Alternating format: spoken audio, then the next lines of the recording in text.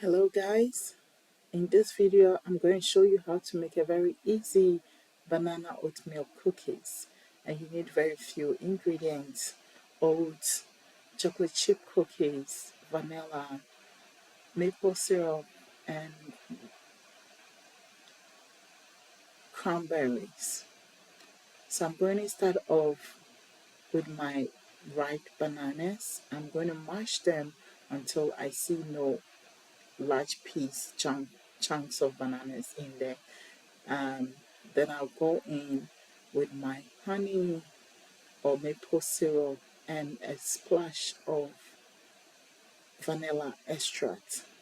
I'm going to mix all together with a fork. If you have a whisk, you can use that as well. When everything is mixed, I'm going to add my oatmeal and my chocolate chip. I'm going to add a little bit of cranberries, dry cranberries, and mix everything together until I don't see any dry oats.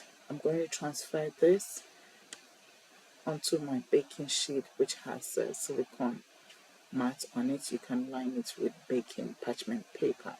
My oven is already preheated at 350 Fahrenheit, and I'm going to bake this for about 12, 15 to 18 minutes, depending on the temperature of your oven. Since every oven is different, I'll start checking it by 12 minutes and see all the edges are golden brown.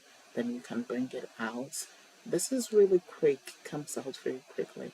I like to flatten it a little bit because there will be no spreading of these cookies, and comes out very quickly, very tasty and easy, healthy.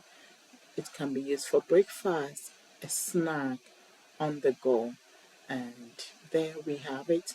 You guys try it and let me know what you think. If you have any comments, leave them down below and I'll respond to them